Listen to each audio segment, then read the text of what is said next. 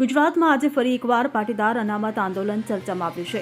પાટીદાર અનામત આંદોલનના લગભગ 10 વર્ષ બાદ ઉદ્યોગપતિ કરશનભાઈ પટેલે પોતાનું મૌન તોડ્યું છે અને અનામત આંદોલનકારીઓ સામે આડકતરી રીતે પ્રહારો કર્યા છે।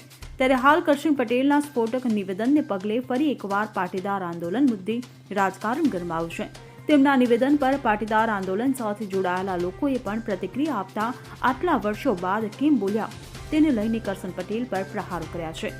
જો વાત કરવામાં આવે તો ગઈકાલે પાટણમાં 42 લેઉવા પાટીદાર સમાજના ઇનામ વિતરણ કાર્યક્રમ યોજાયો હતો।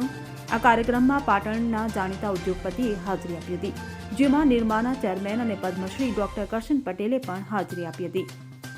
આ દરમિયાન તેમણે પાટીદાર અનામત આંદોલનનો મુદ્દો ઉઠાવ્યો હતો અને પાટીદાર અનામત આંદોલન કરનારાઓ સામે ગંભીર સવાલો ઉઠાવ્યા હતા અને તેમણે રાજકીય રોટલા શેકી ખાધા હોવાનો આરોપ લગાવ્યો હતો। એટલું જ નહીં, આંદોલન આનંદીબેન પટેલને મુખ્યમંત્રી પદેથી હટાવવાનું કાવતરું હોવાની શંકા વ્યક્ત કરી હતી। ત્યારે કરશન પટેલના આ નિવેદનથી રાજકારણમાં ભારે ગરમાવો આવ્યો છે। Bureau report CN24 news. હવે જુઓ દેશ દુનિયાની તમામ ખબરો તમારી આંગળીના ટેરવે। ઉઠાવો મોબાઈલ અને Google Play Store પરથી ડાઉનલોડ કરો અમારી CN24 ન્યૂઝ મોબાઈલ એપ।